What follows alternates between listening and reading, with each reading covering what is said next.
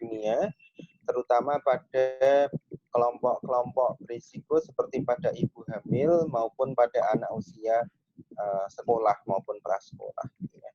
Oke, ini saya besarkan saja. Ya, jadi kita mulai apa saja yang nanti akan saya sampaikan di dalam presentasi ini. Yang pertama adalah pengertian zat besi itu sendiri. Lalu zat besi dalam tubuh itu peranannya untuk apa? Penyerapannya bagaimana? Metabolismenya seperti apa? Fungsinya apa? Dan nanti angka kecukupan gizi serta bahan makanan yang tinggi zat besi itu contohnya apa saja. Ya, langsung kita mulai saja terkait dengan zat besi. Jadi zat besi ini merupakan elemen penting yang dalam tubuh yang dibutuhkan dalam jumlah yang sedikit. Jadi tidak seperti zat gizi makro, di mana kebutuhannya itu mencapai gram ya. Tapi untuk zat besi ini, karena dia zat gizi mikro, kebutuhannya dia tidak mencapai gram, tapi kebutuhannya hanya berapa miligram seperti itu. Jadi sangat kecil ya, seper-1000 dari gram gitu ya. Nah, karena dia sangat sedikit dibutuhkan tubuh, namun peranannya sangat besar. Dan zat besi ini sendiri ternyata menyusun sepertiga dari earth crust ya, atau permukaan bumi ini sepertiganya itu adalah zat besi itu sendiri. Dan zat besi ini dihasilkan melalui proses Big Bang ya dulu ya. Jadi dia merupakan dari luar angkasa gitu ya. Jadi bukan merupakan substansi atau elemen yang memang ada di dalam bumi itu sendiri. Jadi dia dihasilkan dari proses Big Bang kalau menurut teori ya. Dan ini berperan dalam pembentukan hemoglobin, mioglobin, dan kofaktor lebih dari 200 jenis enzim di dalam tubuh kita gitu. Nah, karena meskipun dibutuhkan dalam kadar yang sedikit, namun ternyata punya peranan atau andil penting dalam proses lainnya gitu ya. Salah satunya adalah untuk reaksi reduksi oksidasi dan beberapa enzim yang berperan dalam pembentukan hemoglobin. Lalu memiliki rumus kimia dengan simbol Fe ya, Fe, dan memiliki AR, ini adalah 26 atau berat molekulnya adalah 26, konfigurasi elektronnya adalah 2s, lalu 3s, 3p, 3d, dan 4s. Dan di alam sebetulnya Fe ini terdapat dalam banyak bentuk ya. Namun yang paling stabil di alam itu ada dua, yaitu Vero dan Very. Sebetulnya ada juga Fe7+, Fe8+, Fe9+. Tapi yang paling banyak ditemukan di makanan, di alam itu adalah yang paling stabil adalah Fe2+ yang kita sebut dengan Vero, dan Fe3+ yang kita sebut dengan Very. Total zat besi yang ada di dalam tubuh itu adalah 4.500 mg, di mana setengahnya kurang lebih plus minus 50% ini terdapat pada sel darah merah, terutama pada komponen Hem yang ada di dalam hemoglobin. Hem ini sendiri merupakan senyawa portoporfirin ya, dengan bentuk portoporfirin, cincin portoporfirin, yang dimana inti dari portoporfirin ini adalah zat besi itu sendiri. Nah, sehingga kurang lebihnya adalah total dari zat besi yang terdapat pada darah kita itu adalah kurang lebih 2 gram pada pria atau 2000 mg pada pria dan 1.500 mg atau setengah gram pada wanita.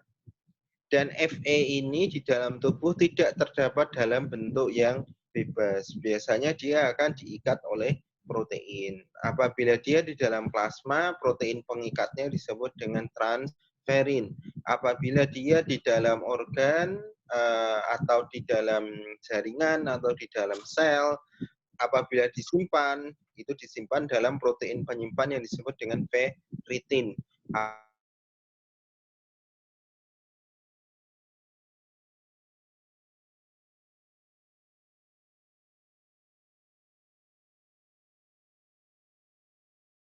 Apabila dia yang bebas. Kenapa dia tidak boleh dalam bentuk yang bebas? Karena dia mampu mengisi semua yang ada di dalam sel, dan ini yang menyebabkan kerusakan pada sel. Oleh karena itu, kalau misalnya dia diikat dengan protein pengikat, maka sebagian besar sifat dari oksidasi reduksinya dia akan menurun. Sehingga sebagian besar enzim yang berperan yang mengandung Fe ini berperan dalam proses reaksi redoks, ya, reduksi oksidasi. Karena Fe ini tadi dia mampu menyumbangkan elektron ferri menjadi ferro, atau dia mampu menerima elektron seperti itu. Jadi menerima elektron terjadi reduksi, ferri menjadi ferro, melepas elektron teroksidasi, ferro menjadi ferri. Seperti itu. Oleh karena itu, Fe ini sendiri dia berperan dalam proses reaksi redoks. Ada pertanyaan dulu sampai di sini atau mungkin saya terlalu kecepatan menjelaskannya?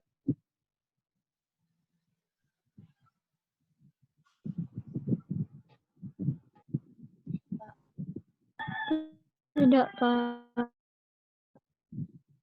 Oke, saya lanjutkan ya. Ya.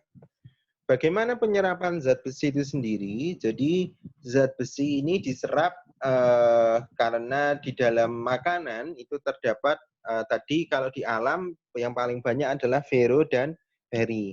Sedangkan kalau misalnya di dalam makanan ini terdapat dalam bentuk heme dan non-heme. Gitu ya.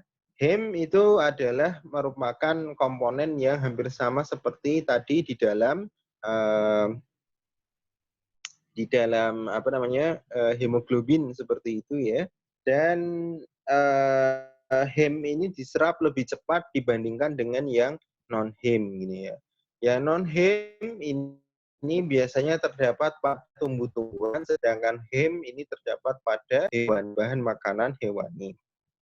Dan non-heme ini kenapa lama? Karena dia membutuhkan proses reduksi terlebih dahulu, Fe3+ menjadi Fe2+, dan selain itu dia juga untuk transporternya atau pintu yang nanti memasukkan ferro ferri yang terreduksi menjadi ferro, itu dia harus saingan dengan mineral yang lain. Contohnya adalah kalsium, zinc, magnesium, dan sebagainya. Sehingga ini yang menyebabkan kenapa non-heme ini untuk absorpsinya dia sedikit lebih rendah dibandingkan dengan yang heme. Sedangkan yang heme dia punya transporter tersendiri, sehingga apabila ada bahan makanan yang mengandung heme itu bisa langsung masuk ke dalam sel, ke dalam sel-sel khusus seperti itu ya, sehingga tidak membutuhkan proses reaksi reduksi, dan juga dia tidak berkompetisi dengan mineral lainnya untuk bisa masuk ke dalam sel-sel usus. Penyerapannya ini terjadi di duodenum dan proximal yeyunum. Dan asam lambung ini berperan dalam menghidrolisis Fe yang terikat oleh protein. Baik heme maupun non-heme di dalam makanan, karena tadi saya mengatakan Fe ini tidak boleh terdapat dalam bentuk yang sehingga dia sebagian besar diikatkan oleh protein. Sehingga proses pencernaan untuk Fe ini sendiri dari bahan makanan itu sudah mulai terjadi di lambung, di mana dengan adanya HCl dan adanya pepsin, enzim pepsin, ini dia mampu mengeluarkan atau mengeluarkan Fe dari protein pengikatnya. Dan transporternya di dalam usus itu sendiri ada dua, yaitu HC1, heme killer protein, ini khusus yang heme, dan DMT1, divalen metal transporter 1, di mana ini tidak spesifik hanya Fe saja yang bisa masuk, Tapi zinc, magnesium, kalsium yang bermuatan 2 positif itu dia bisa masuk seperti itu. Sehingga ini yang menyebabkan non-Hem ini dia sedikit lebih rendah absorpsinya dibanding dengan yang Hem. Ya, ini adalah gambaran absorpsi zat besi yang ada di dalam usus ya.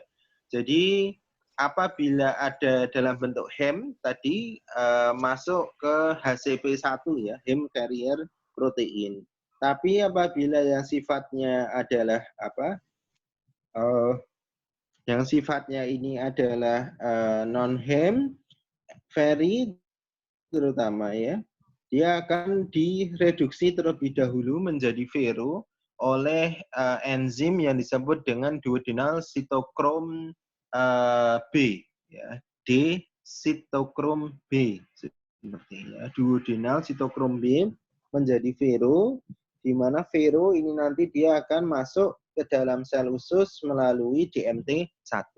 Nah, di dalam usus, di dalam usus ini vero ini dia akan dioksidasi kembali menjadi feri oleh ferritin ini ya.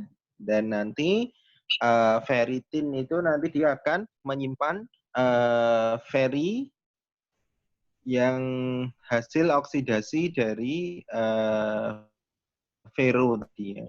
Nah, bagian dari vero tadi dia akan dibawa ke membran basolateral atau dalam membran yang paling bawah dari sel-sel usus dan nanti dia akan dikeluarkan ke dalam darah itu melalui transporter lagi yang disebut dengan veroportin.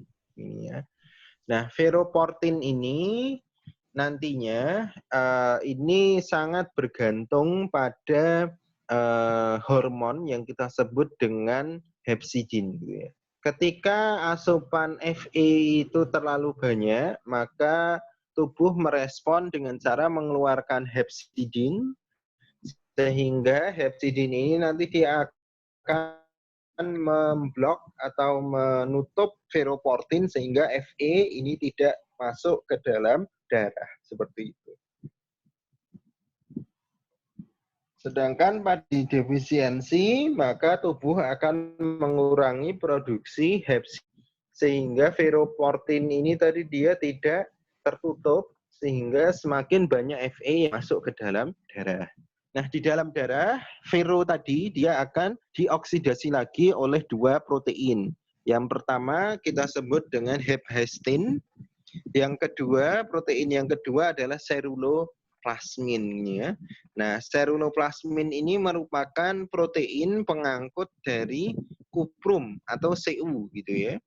Nah, karena dia protein pengangkut Cu, maka ada interaksi antara Fe dengan Cu seperti itu. Sehingga apabila individu dengan defisiensi Cu, biasanya absorpsi Fe dia juga akan menurun gitu ya, karena Fe yang tadi sudah direduksi vero itu tidak bisa dioksidasi di dalam darah dan dia diangkut ke dalam transferin.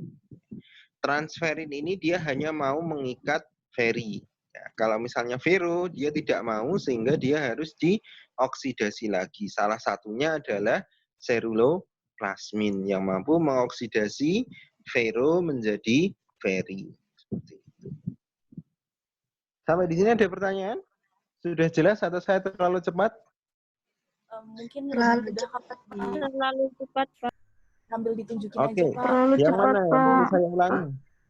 Ditunjukin gitu loh, Pak. Tidak. Yes, yes. Oh ya, oke.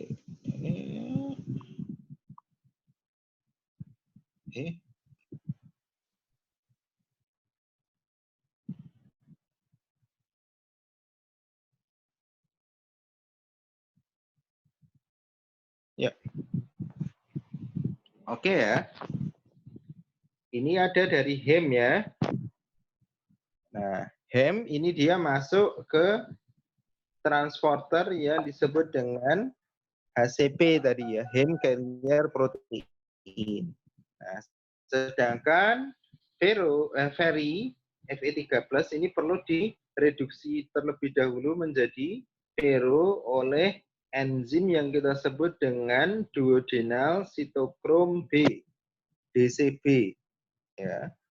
Nah, nanti ketika sudah jadi ferro ini akan masuk ke dalam transporter yang disebut dengan divalen metal transporter 1 gitu ya, DMT1. Nah, nanti dari DMT1 Fe2+, dia akan disimpan ke dalam ferritin dengan cara ferro itu dioksidasi oleh ferritin menjadi ferri Fe3+, dan baru bisa disimpan di dalam ferritin. Nah, beberapa Fe2+ atau ferro tadi itu ada yang dilanjutkan ke darah gitu ya. Dilanjutkan ke darah melalui transporter yang disebut dengan ferroportin. Ferroportin ini yang bawah ini ya, yang warnanya orange, transporter ferroportin. Di mana ferroportin ini sangat diatur bisa membuka tutupnya sebagainya itu oleh hormon yang hepsidin. Gini ya, HEP ini dia akan keluar, tapi kalau Fe terlalu sedikit, maka dia akan dihambat produksinya seperti itu. Nah, nanti ferro ketika sudah masuk dalam darah ya, ini yang bagian ini adalah plasma ya. Ketika sudah masuk ke plasma darah, maka ferro ini dia akan dioksidasi kembali oleh dua protein. Yang satu namanya stin, ya, yang satunya lagi adalah seruloplasmin. Jadi ada CP. CP itu singkatan dari seruloplasmin dan hephaestin.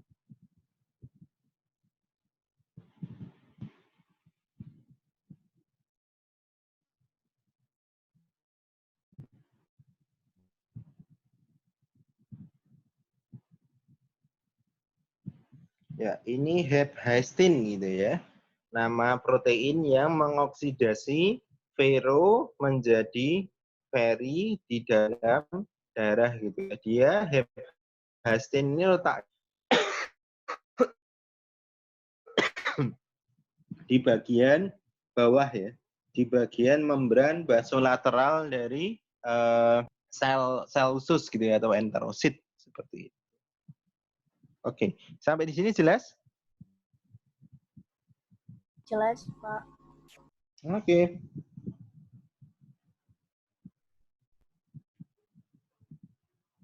Ya.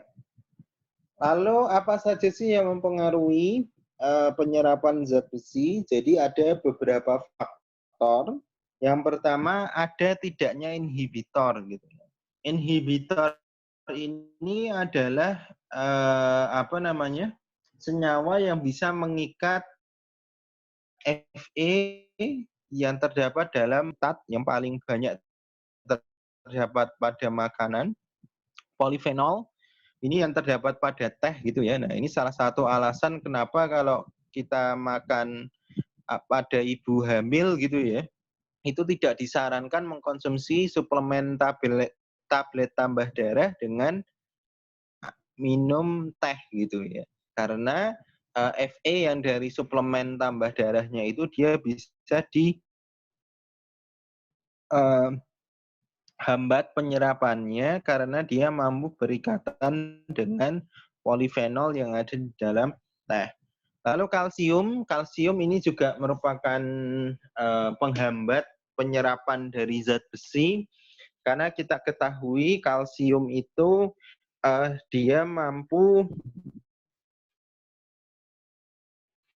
tadi ya, transporternya itu satu gitu ya, yaitu DMT. Beberapa protein dia juga mampu menghambat, mampu menghelat, istilahnya mampu menghambat penyerapan dari zat besi.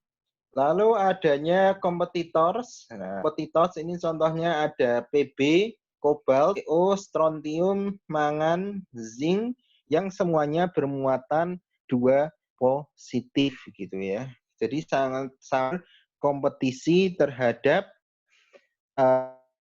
transporter DMT1 tadi yang ada di ujung sel apikal, membran apikal dari sel-sel usus atau sel enterosit seperti itu.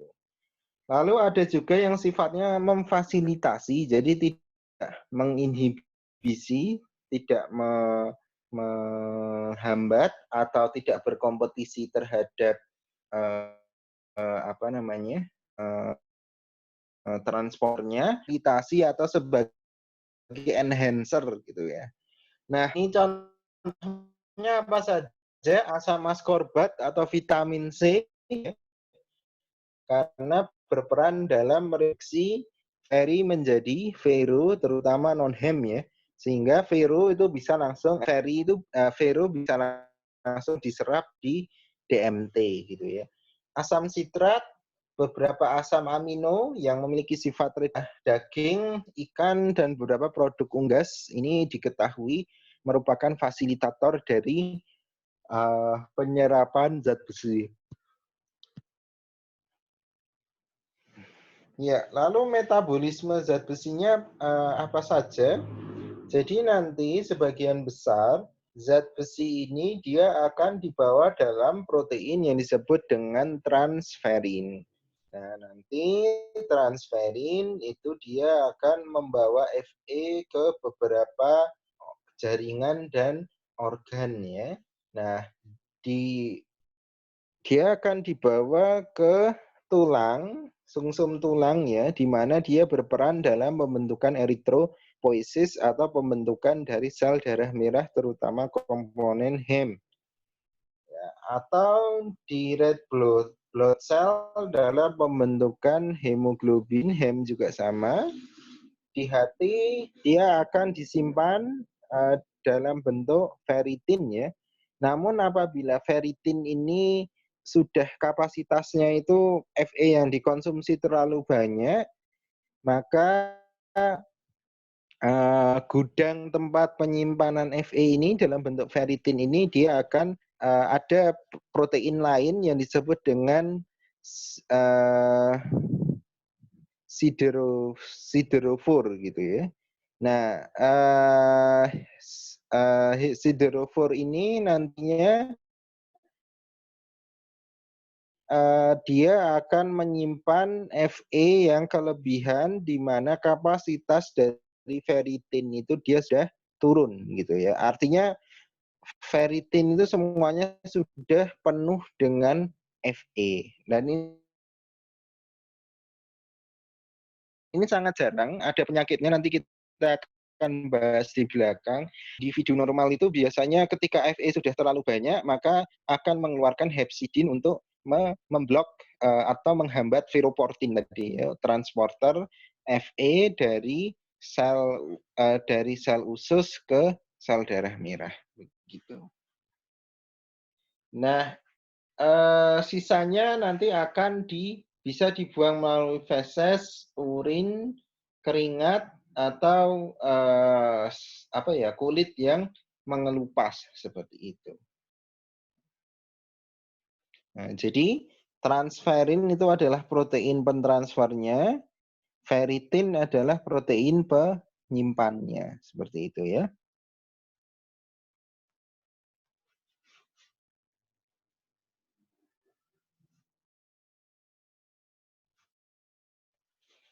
Ya, ini sedikit menggambarkan.